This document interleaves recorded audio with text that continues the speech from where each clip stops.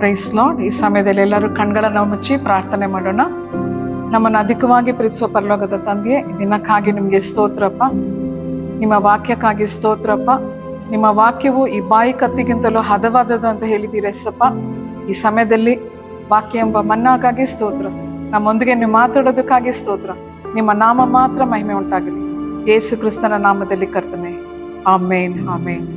ಈ ಸಮಯದಲ್ಲಿ ಕೂಡ ನಾವು ಧ್ಯಾನಕ್ಕಾಗಿ ತಗೊಂಡುಕೊಂಡಿರುವ ವಾಕ್ಯ ಬಂದ್ಬಿಟ್ಟು ವಿಮೋಚನಾ ಕಾಂಡ 15ನೇ ಅಧ್ಯಾಯದಲ್ಲಿ 22ರಿಂದ 26ವರೆಗೂ ನಾವು ಇವತ್ತು ಧ್ಯಾನಕ್ಕಾಗಿ ತಗೊಂಡಿದ್ದೀವಿ.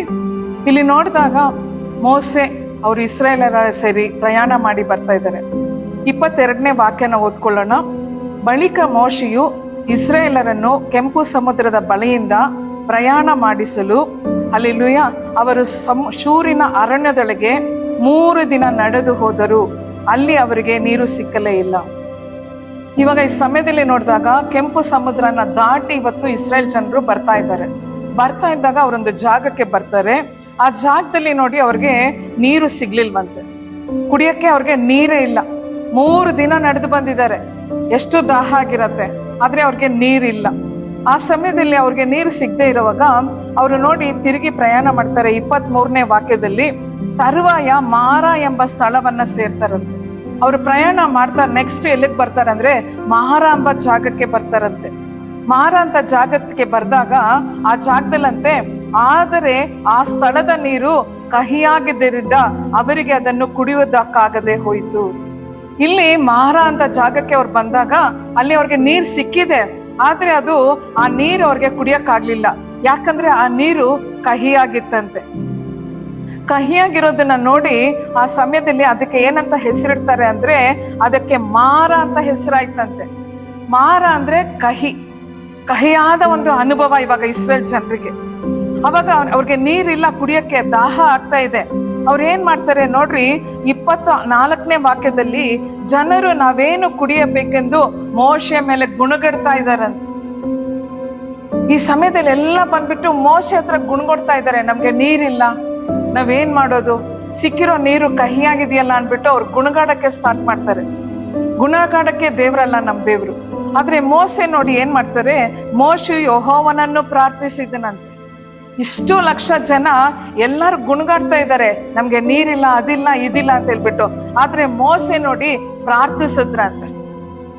ದೇವರನ್ನ ನೋಡಿ ಪ್ರಾರ್ಥಿಸಿದಾಗ ಆವಾಗ ದೇವ್ರು ಹೇಳ್ತಾರೆ, ಆಗ ಯೆಹೋವನು ಅವನಿಗೆ ಒಂದು ಗಿಡವನ್ನು ತೋರಿಸಿದನು, ಅದನ್ನು ನೀರಿನಲ್ಲಿ ಹಾಕಿದಾಗ ನೀರು ಸಿಹಿ ಆಯ್ತಂತೆ. ದೇವ್ರು ನೋಡಿ ಅಲ್ಲಿ ಒಂದು ಗಿಡನ ತೋರಿಸ್ತಾರೆ, ಈ ಗಿಡನ ನೀನು ನೀರಲ್ಲಿ ಹಾಕು ಅಂತ ಹೇಳಿದಾಗ ಅದನ್ನ ಅವ್ರು ಹಾಕ್ತಾರೆ, ಅದು ಸಿಹಿಯಾಗಿ ಮಾರ್ಪಡ್ತಂತೆ. ಮಾರವಿನ ಕಹಿಯನ್ನ ದೇವರಲ್ಲಿ ಮಧುರವಾಗಿ ಮಾರ್ಪಡಿಸಿದ್ದಾರೆ. ಹಲ್ಲೆಲೂಯಾ. ನಮ್ಮ ಜೀವನದಲ್ಲಿ ಕೂಡ ಅನೇಕ ಕಹಿಗಳಿದೆ. ಹಲ್ಲೆಲೂಯಾ. ಗಂಡ ಹೆಂಡತಿ ಮಧ್ಯದಲ್ಲಿ ಸರಿಯಾದ ಸಂಬಂಧ ಇಲ್ಲದೆ ಇರುವಾಗ ಒಂದು ಕಹಿಯಾದ ಅನುಭವನ ನಾವು ಅನುಭವಿಸ್ಬೇಕಾಗತ್ತೆ. ಮಕ್ಕಳ ಮೂಲಕವಾಗಿ ಕಹಿಯಾದ ಅನುಭವನ ನಾವು ಅನುಭವಿಸ್ತೀವಿ. ಬಂಧುಗಳಲ್ಲಿ, ಫ್ರೆಂಡ್ಸ್ ಮಧ್ಯದಲ್ಲಿ ಅನೇಕ ಸಮಯದಲ್ಲಿ ನಾವು ಒಂದು ಕಹಿಯಾದ ಅನುಭವವನ್ನು ಹೋಗುವಾಗ ನಮ್ಮ ಜೀವನದಲ್ಲಿ ವೇದನೆ ತುಂಬಿರುತ್ತೆ. ಅದೇ ರೀತಿನೇ ನೋಡ್ರಿ, ಆ ಸಮಯದಲ್ಲಿ ಅವ್ರಿಗೆ ನೀರು ಕಹಿಯಾಗಿತ್ತು, ಅವ್ರು ಕುಡಿಯೋಕ್ಕೂ ಕೂಡ ಆಗಿರ್ಲಿಲ್ಲ. ಆದ್ರೆ ಅಲ್ಲಿ ಮೋಸೆ ಪ್ರಾರ್ಥನೆ ಮಾಡಿದ್ರು, ಒಂದು ಗಿಡನ ದೇವರು ತೋರಿಸ್ತಾರೆ, ಅದನ್ನ ಹಾಕಿದಾಗ ನೀರು ಕಹಿಯಾಗಿದ್ದ ನೀರು ಅದು ಸಿಹಿಯಾದಂಗೆನೆ ಇವತ್ತು ನಿಮ್ಮ ಜೀವನದಲ್ಲಿರುವ ಕಹಿ ಎಲ್ಲ ಹೋಗ್ಬೇಕಂದ್ರೆ ಹಲ್ಲೆಲೂಯಾ ಕಲ್ವಾರಿ ಶಿಲುಬೆಯಲ್ಲಿ ಆ ಮರದಲ್ಲಿ ಹಲ್ಲೆಲೂಯಾ ಜಡಿಯಲ್ಪಟ್ಟ ಯೇಸುವನ್ನ ನಾವು ನೋಡ್ಬೇಕಾಗಿತ್ತು. ಆ ಮರದಲ್ಲಿ ನಮ್ಮ ಕಹಿಯನ್ನೆಲ್ಲ ದೇವರು ತಗೊಂಡಿದ್ದಾರಂತೆ, ನಮ್ಮ ವೇದನೆನೆಲ್ಲ ದೇವ್ರು ತಗೊಂಡಿದ್ದಾರಲ್ಲ.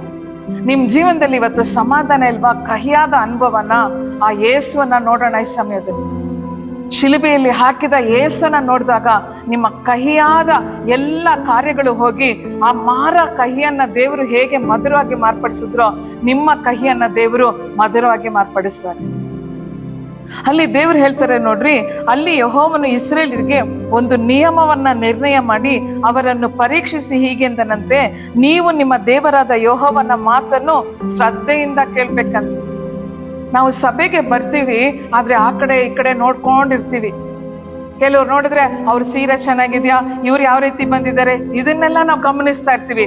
ಆದ್ರೆ ದೇವ್ರ ವಾಕ್ಯ ಏನ್ ಹೇಳುತ್ತೆ, ಆತನ ಮಾತನ್ನ ಶ್ರದ್ಧೆಯಿಂದ ಕೇಳ್ಬೇಕಂತೆ. ನಾವು ಕಿವಿಗೊಟ್ಟು ದೇವರ ವಾಕ್ಯವನ್ನ ಕೇಳ್ಬೇಕಂತೆ. ಹಲ್ಲೆಲೂಯಾ. ಎರಡನೇದಾಗಿ ಹೇಳ್ತಾರೆ, ಆತನ ದೃಷ್ಟಿಗೆ ಸರಿ ಬೀಳುವುದನ್ನ ಮಾಡ್ಬೇಕು. ನಾವು ಮನುಷ್ಯನನ್ನ ಪ್ರೀತಿಸಕ್ಕೆ ಏನೇನೋ ಮಾಡಕ್ಕೆ ಹೋಗ್ಬಾರ್ದು. ನಾವು ದೇವರು ನಮ್ಮನ್ನ ನೋಡ್ತಾ ಇದ್ದಾರೆ, ದೇವರ ದೃಷ್ಟಿಗೆ ಯಾವ್ದು ಸರಿಯೋ ಅದನ್ನ ಮಾಡಕ್ಕೆ ನಮ್ಮನ್ನ ಒಪ್ಪಿಸ್ಕೊಡ್ಬೇಕಂತೆ. ದೇವರ ದೃಷ್ಟಿಗೆ ಸರಿ ಬೀಳುವುದನ್ನ ನಾವು ಮಾಡ್ಬೇಕಂತೆ.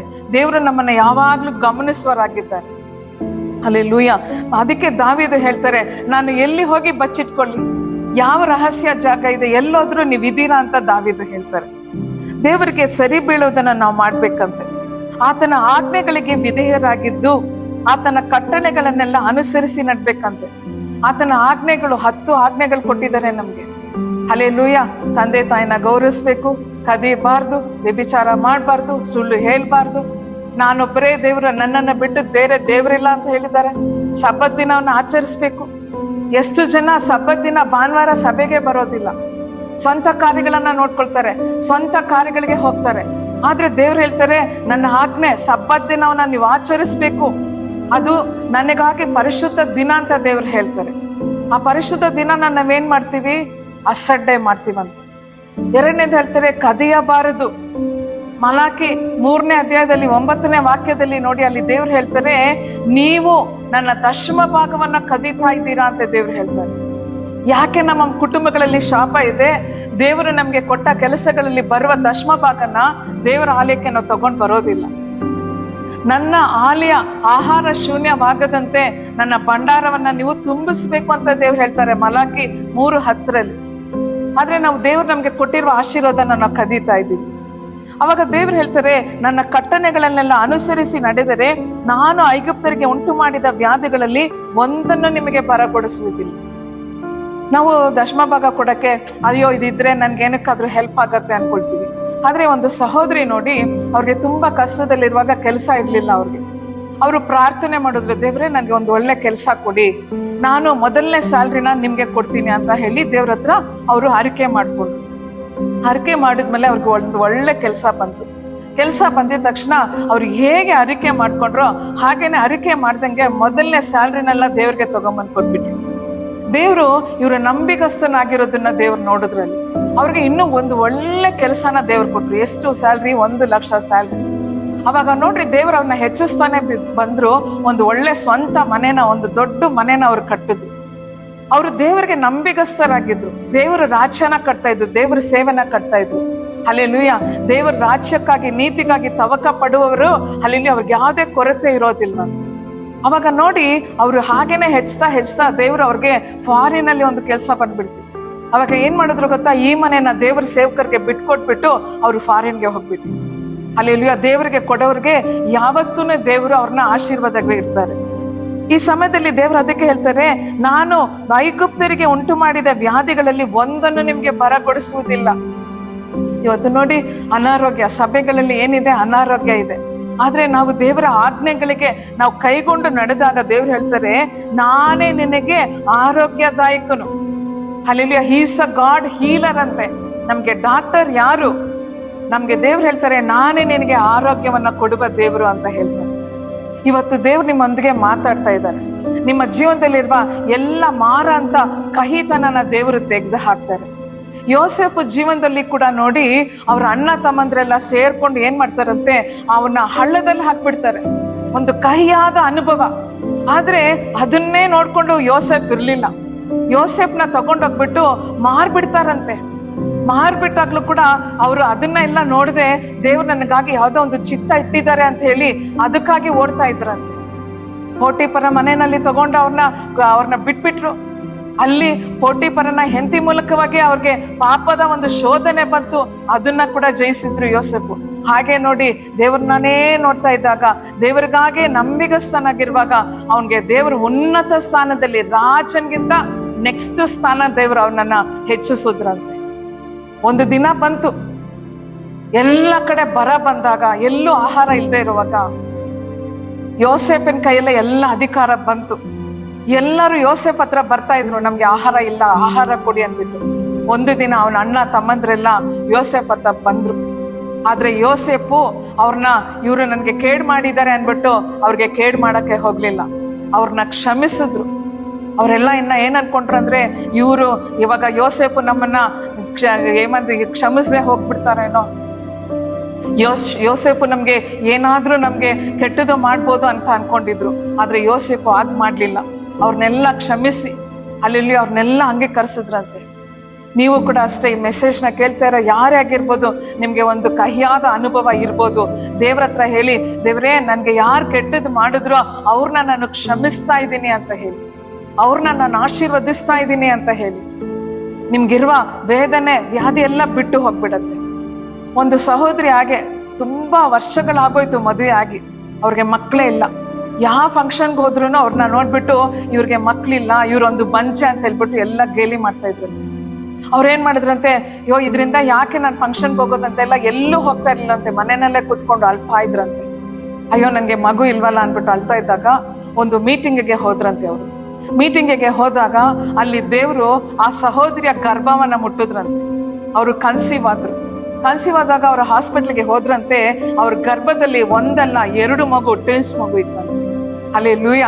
ನಾವೆಲ್ಲಿ ಅವಮಾನ ಪಡ್ತೀವೋ ಅಲ್ಲೇ ದೇವರು ನಮ್ಮನ್ನ ಹೆಚ್ಚಿಸುವ ದೇವರಾಗಿದ್ದಾರೆ.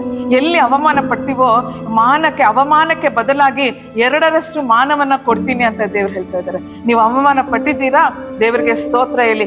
ಎಲ್ಲಿ ನೀವು ಅವಮಾನ ಪಟ್ಟಿದ್ದೀರೋ ಅಲ್ಲಿ ದೇವರು ನಿಮ್ಮನ್ನ ಹೆಚ್ಚಿಸುವ ಸಮಯ ಬಂದಿದೆ. ಇವತ್ತು ಈ ಸಂದೇಶದೊಂದಿಗೆ ದೇವ್ರು ನಿಮ್ಮೊಂದಿಗೆ ಮಾತಾಡ್ತಾ ಇದ್ದಾರೆ. ನಿಮ್ಮ ಜೀವನದಲ್ಲಿರುವ ಎಲ್ಲ ಕಹಿತನನ ದೇವರು ತೆಗೆದುಹಾಕ್ತಿದ್ದಾರೆ. ನೀವು ಕಣ್ಣೀರು ಇಡ್ತಾ ಇದ್ದೀರಾ. ಒಂದು ಸಹೋದರಿ ಬಂದು, ಅಯ್ಯೋ ನನ್ನನ್ನೆಲ್ಲ ಬಿಟ್ಬಿಟ್ಟು ಹೋಗ್ಬಿಟ್ರು ಅಂತ ವೇದನೆ ಕಣ್ಣೀರಿಂದ ಬಂದ್ರು. ಆದ್ರೆ ದೇವ್ರು ಹೇಳ್ತಾರೆ, ನಿನ್ನ ಕಹಿನ, ನಿನ್ನ ವೇದನೆನ ತೆಗೆದುಹಾಕ್ತಾ ಇದ್ದೀನಿ, ನಿನಗೆ ಮಧುರವಾಗಿ ಮಾರ್ಪಡಿಸ್ತಾ ಇದ್ದೀನಿ ಅಂತ ದೇವ್ರು ಹೇಳ್ತಾರೆ. ನಿಮ್ಮ ಮಾರನೆಲ್ಲ ತೆಗೆದುಹಾಕಿ ದೇವರು ನಿಮ್ಗೆ ಶಾಂತಿ, ಸಮಾಧಾನ, ನೀವು ಆಲಿಸ್ತಾ ಇರುವ ಎಲ್ಲ ಕಾರ್ಯದಲ್ಲಿ ಅದ್ಭುತಗಳನ್ನ ಮಾಡ್ತಾ ಇದ್ದಾರೆ. ಹಲ್ಲೆಲೂಯಾ. ಈ ಸಮಯದಲ್ಲಿ ಕಣ್ಗಳನ್ನ ಮುಚ್ಚಿ ಪ್ರಾರ್ಥನೆ ಮಾಡೋಣ. ಪ್ರಿಯರಾದವರೇ, ನೀವು ದುಃಖದಿಂದ ಇದ್ದೀರಾ? ದೇವರು ಹೇಳ್ತಾ ಇದ್ದಾರೆ, ನಿಮ್ಮ ದುಃಖ ಹೋಗಿ ಸಂತೋಷ ಬರುತ್ತೆ. ಯಾರೆಲ್ಲ ಅವಮಾನ ಪಡಿಸಿದ್ರೋ ಅವ್ರು ನಿಮ್ಮ ಹತ್ರನೇ ಬರ್ತಾರೆ. ಆಗ ಅವ್ರು ಬಂದಾಗ ನೀವು ಅವ್ರನ್ನ ಕ್ಷಮಿಸಿ. ಅಪ್ಪ, ನಮ್ಮನ್ನು ಅಧಿಕವಾಗಿ ಪ್ರೀತಿಸೋ ಪರಲೋಕದ ತಂದೆ, ಈ ಸಂದೇಶನ ನೋಡ್ತಾ ಇರೋ ಒಂದೊಂದು ಸಹೋದರನ ನೀವು ಮುಚ್ಚು ಕರ್ತಾನೆ. ಅವ್ರಿಗಿರುವ ಕಹಿಯಾದ ಅನುಭವನೆಲ್ಲ ತೆಗೆದಾಕಿ ಅವ್ರಿಗೆ ತಂದೆಯ ಸ್ತೋತ್ರ, ಅವ್ರ ಜೀವನವನ್ನ ಸಿಹಿಯಾಗಿ ಮಧುರವಾಗಿ ಮಾರ್ಪಡಿಸಪ್ಪ. ಅವ್ರ ದುಃಖವೆಲ್ಲ ಹೋಗಿ ಸಂತೋಷ ಬರಲಿ. ಆಶೀರ್ವದಿಸಪ್ಪ, ಯೇಸು ಕ್ರಿಸ್ತನ ನಾಮದಲ್ಲಿ ಕರ್ತನೆ. ಆಮೇನ್, ಆಮೇನ್. ನನ್ನ ಮನವೇ ಯೆಹೋವನು ಕೊಂಡಾಡು, ನನ್ನ ಸರ್ವೇಂದ್ರಗಳ ಆತನ ಪವಿತ್ರ ನಾಮವನ್ನು ಕೀರ್ತಿಸು. ನನ್ನ ಮನವೇ ಯೆಹೋವನು ಕೊಂಡಾಡು, ಕರ್ತನು ಮಾಡಿದ ಉಪಕಾರದಲ್ಲಿ ಒಂದನ್ನು ಮರೆಯಬೇಡ. ಆಮೇನ್. ಹಲ್ಲೆಲೂಯಾ. ಯೇಸು ಕ್ರಿಸ್ತನ ಕೃಪೆಯು, ದೇವರ ಪ್ರೀತಿಯು, ಪರಿಶುದ್ಧಾತ್ಮ ಅನ್ಯೋನ್ಯತೆ ಸಹವಾಸ ನಿಮ್ಮೊಂದಿಗೆ ಇರಲಿ. God bless you.